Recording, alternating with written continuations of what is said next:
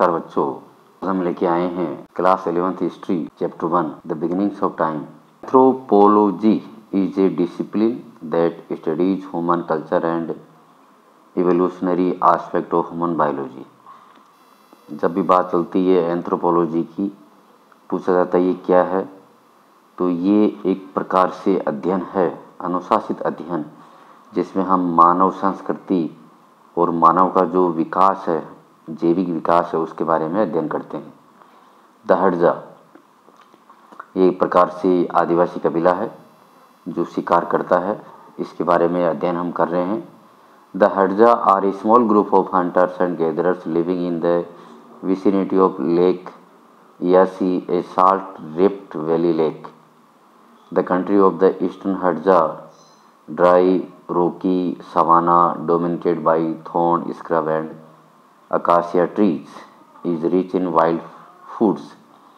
हड़जा जो एक ग्रुप है, ये शिकारियों का ग्रुप है, इधर उधर घूमने वालों का ग्रुप है। इनके पास ही एक झील भी है।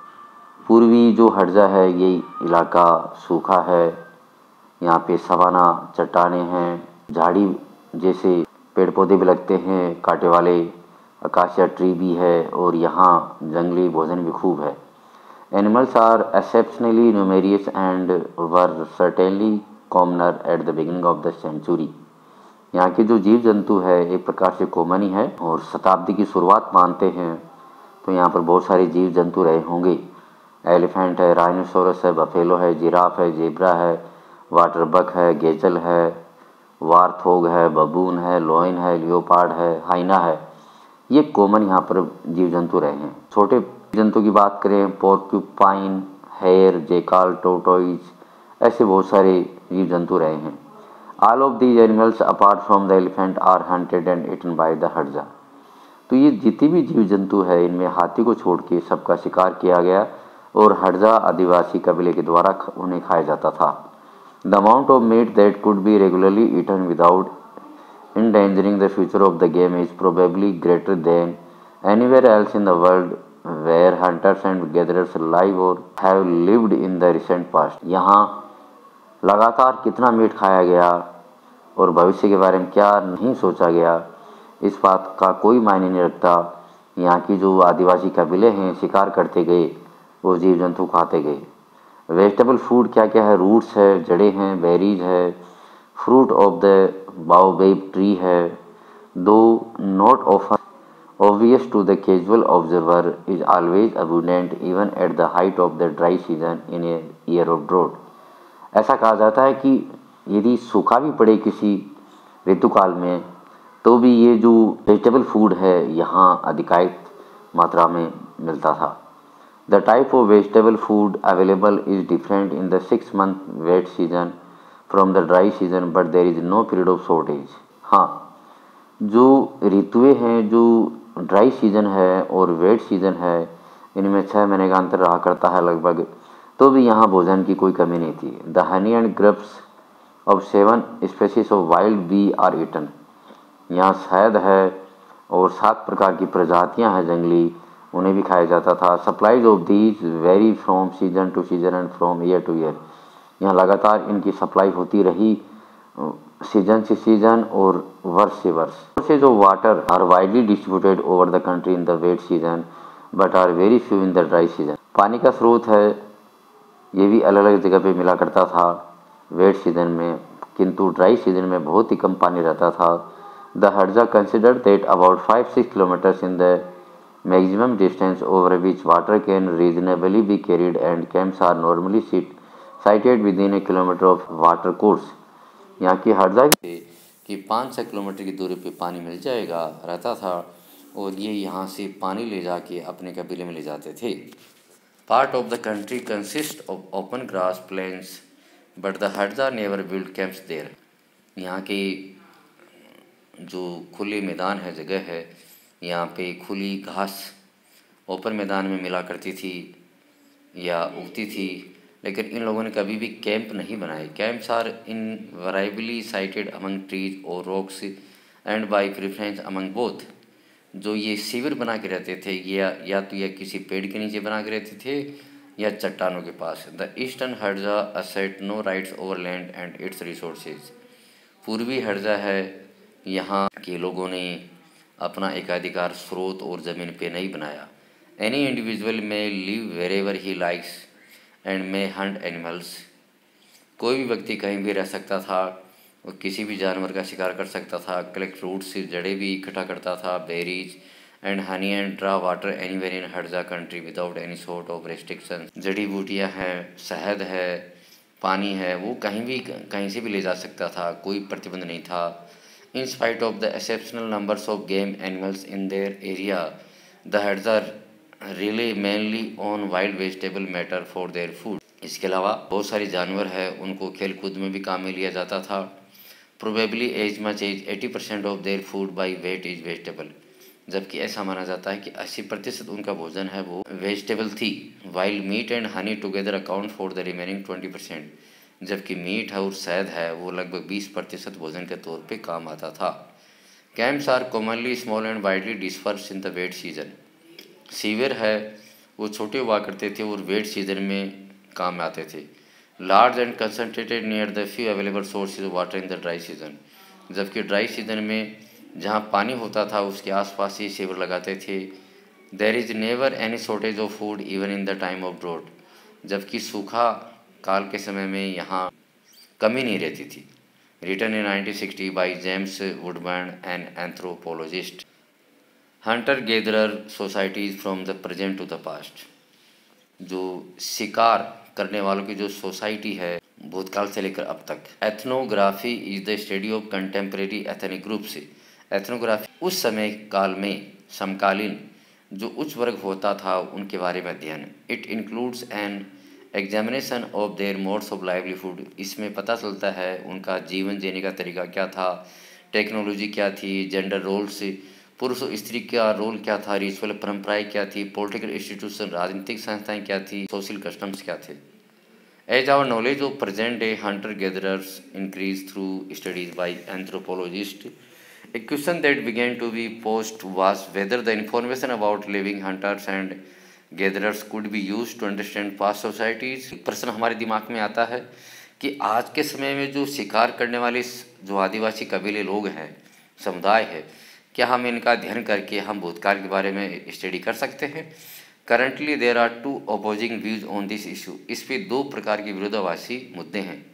On one side are scholars who have directly applied specific data from present day hunter gatherer society to interpret the archaeological remains of the past. एक तरफ कुछ विद्वान है जो हमें कुछ डाटा उपलब्ध करवाते हैं कि वास्तव में जो आज वर्तमान में जो शिकारी वर्ग है, समाज है, ये हकीकत में जो भूतकाल में जो आदिवासी लोग रहा करते थे उनका ही एक हिस्सा है। For example, some archaeologist have suggested that the hominid sites dated to 2 million years ago along the margins of Lake Turkana could have been dry season camps of early humans because such a practice has been observed among the Hadza and the Kungsan।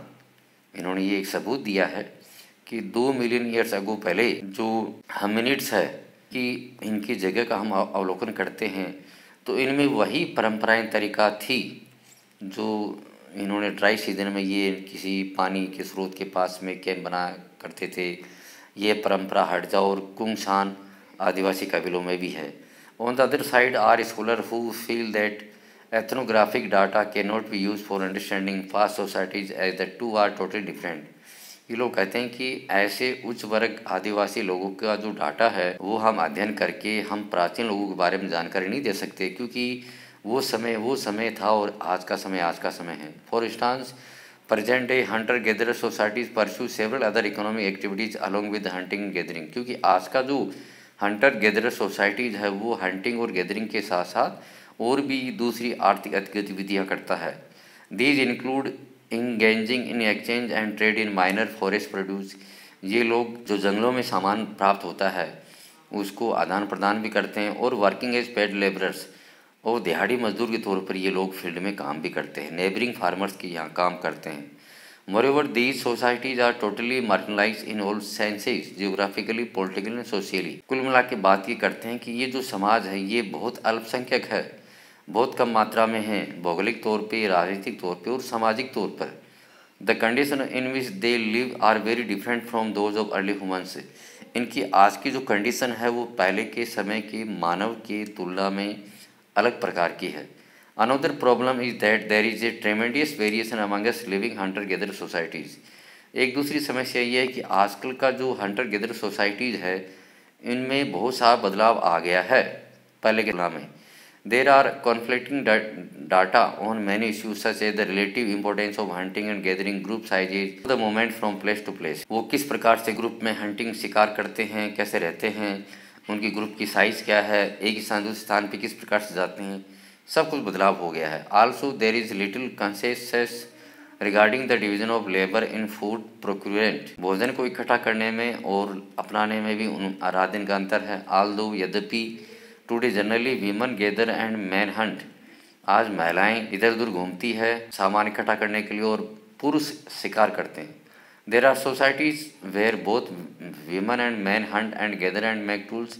ऐसी बहुत सारी societies भी है जहाँ पर पुरुष और स्त्री मिल के शिकार करते हैं और औजारों के लिए साथ साथ घूमते हैं। In any case the important role of women in contributing to the food supply in such societies can not be denied. इस प्रकार हम ये कह सकते हैं कि महिलाओं का जो योगदान है भोजन को इकट्ठा करने में समाज में, उसे हम नज़रअंदाज नहीं कर सकते। It is perhaps this factor that ensures a relatively equal role for both women and men in present day. इस प्रकार हम कह सकते हैं कि आज पुरुष और स्त्री जो है उनका जो हंटर गेदर सोसाइटी में जो रूल है, क्या पता ऐसा पहले नहीं रहा होगा, आल्दो देयर आर वेरिएशंस, क्या उनमें अलगाव रहा होगा। While this may be the case study today, इस केस को आज अध्ययन करने की आवश्यकता है। It is difficult to make any such interference for the past, इसलिए ये बहुत ही मुश्किल है कि हम पास्ट के बारे में बता सकें। Epilogue, for several million years humans lived by hunting wild animals and gathering wild plant. सैकड़ों लाखों वर्षों तक मनुष्य है शिकार करता रहा, इधर उधर घूमता रहा, जंगली पेड़ पौधे इकट्ठे करता रहा। Then between 10,000 and 4,500 years ago people in different parts of the world learn to domesticate certain plants and animals. आज से 10,000 से 4,500 साल पहले तक मनुष्य ने ये सीखा कि कैसे जानवरों को पालतू बनाया जाए। This led to the development of farming and pastoralism as a way of life. इस प्रकार फार्मिंग और जो पेस्टोलिज्म लाइफ है उसमें बदलाव आया। The shift from foraging to farming was a major turning point in human history. एक प्रकार से घुमक्कड़ जीवन को छोड़कर खेतीबाड़ी में आना ये मानव इतिहास का एक बहुत बड़ा टर्निंग पॉइंट था। Why did this change take place at this point of time, ये बदलाव क्यों हुआ। The last ice age came to an end about 13,000 years ago. जो बर्फ युग है वह 13,000 वर्ष पहले समाप्त हो गया। And that warmer waiter condition prevail, और धीरे धीरे गर्मी वाला मौसम अनुभव किया जाने लगा। एज ए रिजल्ट, इसके परिणाम स्वरूप conditions were favourable for the growth of grasses such as wild barley and wheat. इससे परिस्थितियाँ बदली, घास फूस उगी और मक्का और व्हीट गेहूँ है उनकी उत्पादन की संभावना बनी। At the same time as open forest and grassland expanded the population of certain animal species such as wild sheep, goat, cattle, pig and donkey increase. इसके साथ साथ कुछ जंगली जीव है जैसे जंगली भेड़ है, बकरी है, मवेशी है, सुअर है, गधा है, इनकी परिस्थितियाँ अनुकूल हुई। वाट we find is that human societies began to gradually prefer areas that had an abundance of wild grass animals। इस प्रकार मानव सभ्यता ने ऐसा अनुकूल मौसम देखा जिसमें कि जंगली घास उगी और जानवर उनके पास रहने लगे। Now relatively large permanent communities occupied such areas for most parts of the year. अब बहुत सी स्थानों को मनुष्य ने कब्जे में ले लिया और वहाँ वर्षों तक रहने लगे। With some areas being clearly preferred, कुछ एरिया तो चिन्हित भी हो गए थे। ए प्रेशर में है built up to increase the food supply, दबाव बना कि फूड सप्लाई है उसको लगातार बनाए रखे। दिस में have triggered the, it is likely triggered, हाँ, तो इस प्रकार कुछ पेड़ पौधे जानवर उनको पालतू बनाए जाने की संभावना बनी। It is likely that a combination of factor which included climatic change, population pressure, a greater reliance on and knowledge of a few species of plants such as wheat, barley, rice and millet, and animals such as sheep, goat, cattle, donkey and pig played a role in the transformation। इस प्रकार हमारे सामने एक चीज़ आती है कि अनुकूल मौसम और कुछ पेड़ पौधे जैसे गेहूँ है, मक्का है, चावल है, मिलेट है, बाजरा है और कुछ जानवर जैसे भेड़, बकरी, मवेशी, गधा, सूअर, इन लोगों ने मिलकर एक ऐसी परिस्थिति बनाई जिसकी वजह से मानव सभ्यता घुमक्कड़ जीवन को छोड़ के स्थायी जीवन पे आ गई। One such area where farming and pastoralism began around 10,000 years ago was the Fertile Crescent, extending from the Mediterranean coast to the Zagros Mountains in Iran। ऐसा ही एक इलाका चिन्हित किया गया 10,000 वर्ष पहले, जो कि भूमध्य सागर के किनारे से लेकर जगरोस पहाड़ों तक, जो कि ईरान में है, वो एरिया पनपा। With the introduction of agriculture, यहाँ खेतीबाड़ी की शुरुआत करने से more people began to stay in one place for even longer periods than they had done before. बहुत अधिक लोग एक साथ रहने लगे, समय से ऐसा वो पहले नहीं करते थे। 10 permanent houses began to be built, इस प्रकार स्थायी घरों का निर्माण होने लगा। Built of mud, bricks and even stone, मिट्टी से, मिट्टी की ईंटों से और पत्थरों से। These are some of the earliest villages known to archaeologist, ये वो पहले के प्राचीन घर है जो पुरातत्व विज्ञानों ने खोजे। Farming and pastoralism led to the introduction of many other changes such as pots in which to store grain and other produce. खेतीबाड़ी और देहाती जीवन की शुरुआत के साथ साथ पूर्व मानव ने बर्तन बनाना सीखा, मिट्टी से बर्तन बनाना सीखा, एंड टू कुक फूड, जिसमें वह भोजन पकाने लगा। बिसाइड, इसके अलावा new kinds of stone tools came into use, इसके अलावा नए प्रकार के पत्थरों के औजार भी काम में लेने लगा। Other new tools such as the plough were used in agriculture, और हल भी वह खेतीबाड़ी में काम में लेने लगा। ग्रेजुअली, धीरे धीरे, people became familiar with metal such as copper and tin, धीरे धीरे पूर्व मानव कुछ धातुओं से विज्ञ हो गया जैसे तांबा और टिन, कनस्तर। The wheel important both pot making and transportation, फिर पहिए का आविष्कार हुआ, वो इस्तेमाल होने लगा, एक तो पोर्ट मेकिंग में, बर्तन बनाने में, और एक यातायात में। About 5,000 years ago even larger concentrations of people began to live together in cities, आज से 5,000 वर्ष पहले लोग बड़ी संख्या में शहरों में रहने लगे। वाई डिड दिस हैपन, ये ऐसा क्यों हुआ? And what are the differences between cities and other settlements, और शहरों में और अलग स्थायी निवास में क्या अंतर है? Look out for answer to these and other question theme 2, हम दूसरे अध्याय में इसके बारे में बात करेंगे। टाइमलाइन देखिए, 36 to 24 million years ago primates monkeys in Asian Africa, इन लोगों का आगमन हुआ। 24 million years ago super family hominids रहने लगे, gibbons, Asian orangutan and African apes, gorilla, chimpanzee, bonobo, pygmy, chimpanzee रहने लगे। 6.4 मिलियन ईयर्स अगो में क्या हुआ? ब्रांचिंग आउट ऑफ होमिनॉइड्स और होमिनिड्स की शाखाएं और जगह पे स्थापित होने लगी। 5.6 मिलियन ईयर्स अगो ऑस्ट्रेलोपिथेकस का आगमन हुआ। 2.6 to 2.5 million years ago earliest stone tools बने। 2.5 to 2.0 cooling and drying of Africa resulting in decrease in would lands and increase in grass lands.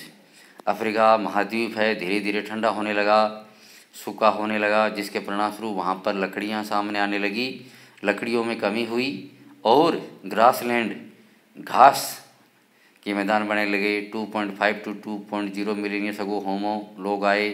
2.2 million years ago Homo habilis आए। 1.8 million years ago Homo erectus आए। 1.3 million years ago extinction of Australopithecus, Australopithecus है, उनका अस्तित्व समाप्त हो गया। 0.8 million years ago archaic sapiens Homo heidelbergensis का आगमन हुआ। 0.19 to 0.16 million years ago Homo sapiens modern humans, आज का जो मानव है उसकी उत्पत्ति शुरू हुई। टाइमलाइन 2 ईयर्स अगो में earliest evidence of burials 3 lakh years ago, extension of Homo erectus 2 lakh years ago, development of voice box 2 lakh years ago, archaic Homo sapiens skull in the Narmada valley India 2 lakh years ago to 130,000 years ago, emergence of modern humans 195,000 years ago to 160,000 years ago, emergence of Neanderthals 130,000 years ago, earliest evidence of hearths 125,000 years ago, extension of Neanderthals 35,000 years ago, earliest evidence of figurines made of fired clay 27,000 years ago, invention of sewing needles 21,000 years ago. इस प्रकार हमने देखा किस प्रकार से first chapter में the rift valley east Africa, इसका ये चित्र है, आप देखिए। मुझे उम्मीद है बच्चों आपको ये 11th क्लास के बच्चों को ये चैप्टर समझ में आया होगा। Please subscribe my channel memory facts by Rajesh sir. Thank you, have a nice day.